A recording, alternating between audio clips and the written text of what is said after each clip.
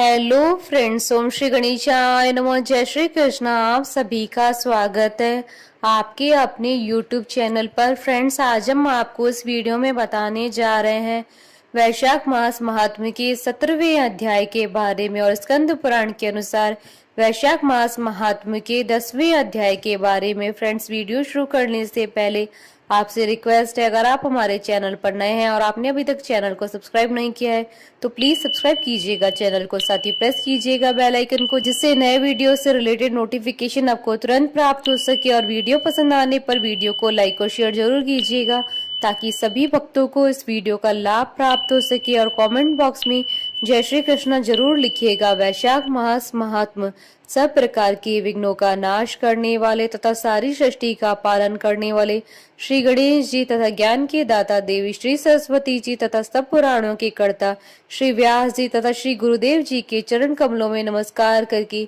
भगवान की श्रद्धा और भक्ति रस में डूबे हुए वैशाख मास महात्म्य की कथा कहती हूँ। वैशाख मास के महात्म्य से एक सर्प का उद्धार और वैशाख धर्म के पालन तथा राम नाम जप से व्याध का वाल्मीकि होना। श्रुतदेव जी कहते हैं, तदंतर व्याध सहित शंख मुनि ने विस्मित होकर पूछा, तुम कौन हो और तुम्हें यह दशा कैसे प्राप्त हुई थी? सर्प ने कहा, पूर्व जन्म में मैं प्रयाग का एक ब्राह्मण था। मेरे पिता का नाम कुशीद मुनि और मेरा नाम रोचन था। मैं धनाढ्य अनेक पुत्रों का पिता और सदैव अभिमान से दूषित था।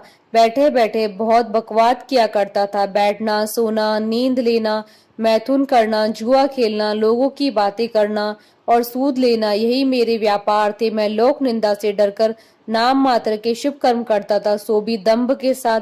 उन कर्मों में मेरी श्रद्धा नहीं थी। इस प्रकार मुझ दुष्ट और दुर्बुद्धि के कितने ही वर्ष बीत गए। तदंतर इसी वैशाख मास में जयंत नामक ब्राह्मण प्रयाग क्षेत्र में निवास करने वाले पुण्यात्मा द्विजों को वैशाख मास के धर्म को सुनाने लगे। स्त्री, पुरुष, क्षत्रिय, वैश्य और शूद्र सहस्त्रों श्रोता प्रातः काल स्नान करके अविनाशी भगवान विष्णु की पूजा के पश्चात प्रतिदिन जयंत की कही हुई कथा सुनते थे। वे सभी पवित्र एवं मौन होकर उस भगवत कथा में अनुरक्त रहते थे। एक दिन मैं भी कौतूहलवश देखने की इच्छा से श्रोताओं की उस मंडली में जा बैठा।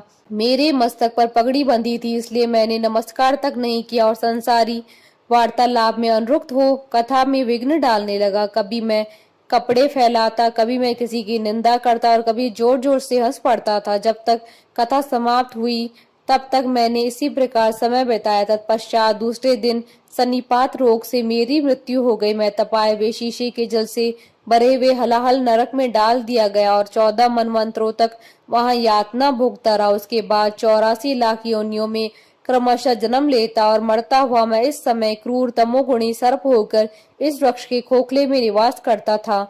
मुने, सौभाग्यवश आपके मुखार बिंद से निकली हुई अमृतमयी कथा को मैंने अपने दोनों नेत्रों से सुना, जिससे तत्काल मेरे सारे पाप नष्ट हो गए। मुनि श्रेष्ठ, मैं नहीं जानता कि आप किस जन्म के मेरे बंधु हैं, क्योंकि मैंने कभी किसी का उपकार नहीं किया तो भी मुझ पर आपकी कृपा हुई। जिनका चित्त समान है, जो सब प्राणियों पर दया करने वाले साधु पुरुष हैं, उनमें परोपकार की स्वाभाविक प्रवृत्ति होती है। उनकी कभी किसी के प्रति विपरीत बुद्धि नहीं होती। आज आप मुझ पर कृपा कीजिए, जिससे मेरी बुद्धि धर्म में लगे। देवादिदेव भगवान विष्णु की मुझे कभी विस्मृति न हो और साधु चरित्र वाले महापुरुषों का सदा ही संग प्राप्त हो। जो लोग मद से अंधे हो रहे हों, उनके लिए एकमात्र दरिद्रता ही उत्तम अंजन है। इस प्रकार नाना भांति से स्तुति करके रोचन ने बार बार ऋषि शंख को प्रणाम किया और हाथ जोड़कर चुपचाप उनके आगे खड़ा हो गया। तब ऋषि शंख ने कहा, ब्राह्मण, तुमने वैशाख मास और भगवान विष्णु का महात्म्य सुना है। इससे उसी क्षण तुम्हारा सारा बंधन नष्ट हो गया। द्विज श्रेष्ठ, परिहास, भय, क्रोध, द्वेष, कामना अथवा स्नेह से भी एक बार भगवान विष्णु के पापहारी नाम का उच्चारण करके बड़े बड़े भारी पापी भी रोग शोक रहित वैकुंठ धाम में चले जाते हैं। फिर जो श्रद्धा से युक्त हो, क्रोध और इंद्रियों को जीतकर सबके प्रति दया भाव रखते हुए भगवान की कथा सुनते हैं, वे उनके लोक में ही जाते हैं। इस विषय में तो कहना ही क्या है।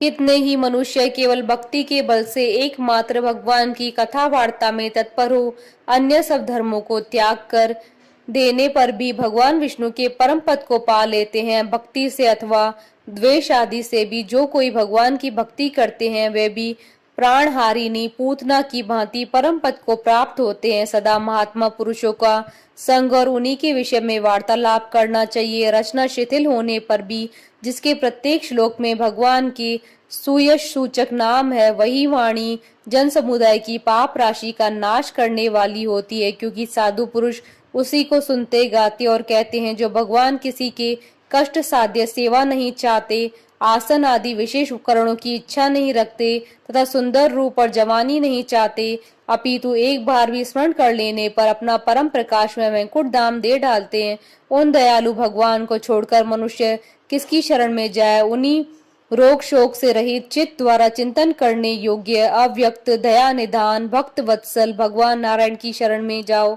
महामते, वैशाख मास में कहे हुए इन सब धर्मों का पालन करो, उससे प्रसन्न होकर भगवान जगन्नाथ तुम्हारा कल्याण करेंगे। ऐसा कहकर शंख मुनि व्याध की ओर देखकर चुप हो गए। तब उस दिव्य पुरुष ने पुनः इस प्रकार कहा, मुने, मैं धन्य हूँ, आप जैसे दयालु महात्मा ने मुझ पर अनुग्रह किया। मेरी कुसुत योनि हो गई और अब मैं परम गति को प्राप्त हो रहा हूँ। यह भी मेरे लिए सौभाग्य की बात है। यूं कहकर दिव्य पुरुष ने शंख मुनि की परिक्रमा की तथा उनकी आज्ञा लेकर वह दिव्य लोक को चला गया। तदंतर संध्या हो गई। व्याध ने ऋषि शंख को अपनी सेवा से संतुष्ट किया और उन्होंने सायंकाल की संध्या उपासना करके शेष रात्रि व्यतीत की। भगवान के लीला अवतारों की कथा वार्ता द्वारा रात व्यतीत करके शंख मुनि ब्रह्म मुहूर्त में उठे और दोनों पैर धोकर मौन भाव से तारक ब्रह्मा का ध्यान करने लगे। तत्पश्चात शौच आदि क्रिया से निवृत्त होकर वैशाख मास में सूर्योदय से पहले स्नान किया और संध्या तर्पण आदि सब कर्म समाप्त करके उन्होंने हर्ष युक्त हृदय से व्याध को बुलाया। बुलाकर उसे राम इस 2 अक्षर वाले नाम का उपदेश दिया, जो वेद से भी अधिक शुभकारक है। उपदेश देकर इस प्रकार कहा, भगवान विष्णु का एक नाम भी संपूर्ण वेदों से अधिक महाशक्तिशाली माना गया है। ऐसे अत्यंत नामों में से अधिक भगवान विष्णु के सहस्त्र नाम उस सहस्त्र नाम के समान राम नाम माना गया है। इसलिए व्याध, तुम निरंतर राम नाम का जप करो और मृत्यु पर्यंत मेरे बताए हुए धर्मों का पालन करते रहो। इस धर्म के प्रभाव से तुम्हारा वाल्मीकि में दूसरा जन्म होगा और तुम इस पृथ्वी पर वाल्मीकि ऋषि के नाम से प्रसिद्ध होगे। व्याध को ऐसा आदेश देकर मुनिवर शंख ने दक्षिण दिशा को प्रस्थान किया। व्याध ने भी शंख मुनि की परिक्रमा करके बार बार उनके चरणों में प्रणाम किया और जब तक वे दिखाई दिए तब तक उन्हीं की ओर देखता रहा। फिर उसने अति योग्य वैशाखों युक्त धर्मों का पालन किया। जंगली कैद, कटल, जामुन और आम आदि के फलों से राह चलने वाले थके मांदे पथिकों को वह भोजन कराता था। जूता, चंदन, छाता, पंखा आदि के द्वारा तथा बालू के बिछावन और छाया आदि की व्यवस्था से पथिकों के परिश्रम और पसीने का निवारण करता था। प्रातः काल स्नान करके दिन रात राम नाम का जप करता था। इस प्रकार धर्मानुष्ठान करके वह दूसरे जन्म में वाल्मीकि का पुत्र हुआ। उस समय वह महायशस्वी वाल्मीकि के नाम से विख्यात हुआ। उन्हीं वाल्मीकि जी ने अपने मनोहर प्रबंध रचना द्वारा संसार में दिव्य राम कथा को प्रकाशित किया, जो समस्त कर्म बंधनों का उपच्छेद करने वाली है। मिथिला पते, देखो वैशाख का महात्मा कैसा ऐश्वर्य प्रदान करने वाला है, जिससे एक व्याध भी परम दुर्लभ ऋषि भाव को प्राप्त हो गया। यह रोमांचकारी उपाख्यान सब पापों को नाश करने वाला है। जो उसे सुनता और सुनाता है वह पुनः माता के स्तन का दूध पीने वाला नहीं होता है। इति श्री स्कंद पुराण महात्म का 10वां अध्याय संपन्न हुआ। बोलिए भगवान विष्णु की जय, सनातन धर्म की जय। हमारे साथ इस वीडियो में अंत तक बने रहने के लिए आपका धन्यवाद। ओम श्री गणेशाय नमः। जय श्री कृष्णा।